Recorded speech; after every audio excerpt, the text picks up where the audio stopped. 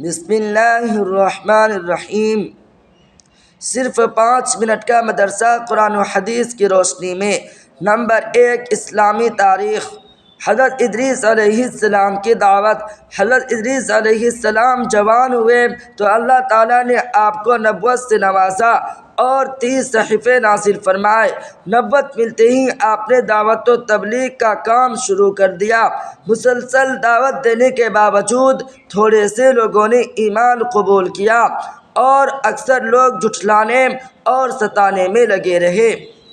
جب لوگوں کا ظلم و ستم حد سے بڑھ گیا تو اللہ تعالیٰ کے حکم سے اہل ایمان کو لے کر بابل سے مصر چلے گئے اور دریائے نیل کے کنارے آباد ہو گئے، اور آخری وقت تک لوگوں کے درمیان انہی کی زبان میں اللہ کا پیغام اور دینی دعوت کا فریضہ انجام دیتے رہے۔ ان کی شریعت اور دعوت کا خلاصہ یہ تھا کہ توحید پر ایمان لاؤ، آخرت کی نجات کے لیے اچھے عمل کرو، تمام کاموں میں عدل و انصاف کرو، ایام بیس کے روزے رکھو، زکوٰۃ ادا کرو، نشہ آور چیزوں سے پرہیز کرو، شریعت کے مطابق اللہ تعالیٰ کی عبادت کرو۔ وہ آخری وقت تک لوگوں کو دین کی دعوت اور اچھے کاموں کی نصیحت کرتے ہوئے 365 سال کی عمر میں اپنے خالق حقیقی کے دربار میں پہنچ گئے۔ نمبر 2، حضور صلی اللہ علیہ وسلم کا معجزہ، ابو جہل پر خوف۔ ایک مرتبہ ابو جہل نے لات و عزیٰ کی قسم کھا کر کہا کہ اگر میں نے محمد صلی اللہ علیہ وسلم کو زمین پر ناک رگڑتے یعنی سجدہ کرتے ہوئے کبھی دیکھ لیا تو اپنے پیروں سے نعوذ باللہ اس کی گردن روند ڈالوں گا۔ اتفاق ایسا ہوا کہ ایک روز آپ صلی اللہ علیہ وسلم نماز پڑھ رہے تھے کہ ابو جہل اپنا ارادہ پورا کرنے کی غرض سے آگے بڑھا، پھر اچانک الٹے پاؤں واپس آ گیا جیسے ہاتھوں سے کوئی چیز روک رہا ہو۔ لوگوں نے اس سے ماجرا پوچھا تو اس نے کہا، میں نے اپنے اور محمد صلی اللہ علیہ وسلم کے درمیان دہکتی آگ کی خندق دیکھی اور بڑا خوفناک منظر اور پر دیکھے۔ آپ صلی اللہ علیہ وسلم نے فرمایا کہ اگر ابو جہل میرے قریب آ جاتا تو فرشتے اس کے ٹکڑے ٹکڑے کر کے لے جاتے۔ نمبر 3، ایک فرض کے بارے میں۔ پردہ کرنا فرض ہے۔ قرآن میں اللہ تعالیٰ فرماتا ہے، اے عورتوں تم اپنے گھروں میں ٹھہری رہا کرو اور دور جاہلیت کی طرح بے پردہ مت پھرو۔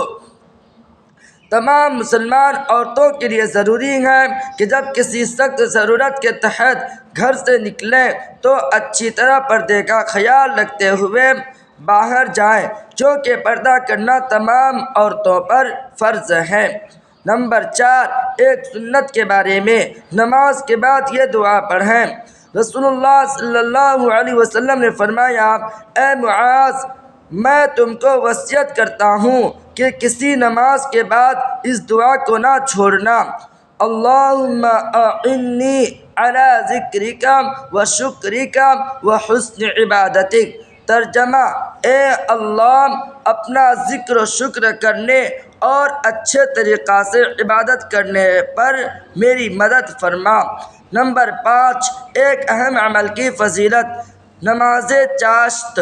رسول اللہ صلی اللہ علیہ وسلم نے فرمایا، جو شخص چاشت کی 2 رکعتوں کی پابندی کرتا ہے اس کے گناہوں کی مغفرت کر دی جاتی ہے، چاہے وہ سمندر کے جھاگ کے برابر ہوں۔ نمبر 6، ایک گناہ کے بارے میں۔ کفر و شرک کا نتیجہ جہنم ہے۔ قرآن میں اللہ تعالیٰ فرماتا ہے، جو بھی اللہ کے ساتھ شریک ٹھہرائے گا اس پر اللہ تعالیٰ نے جنت حرام کر دی ہے اور اس کا ٹھکانہ جہنم ہے، اور ایسے ظالموں کا کوئی مددگار نہیں ہوگا۔ نمبر 7، دنیا کے بارے میں۔ دنیا کی چیزیں ختم ہونے والی ہیں۔ قرآن میں اللہ تعالیٰ فرماتا ہے، جو کچھ تمہارے پاس دنیا میں ہے وہ ایک دن ختم ہو جائے گا، اور جو اللہ تعالیٰ کے پاس ہے وہ ہمیشہ باقی رہنے والا ہے۔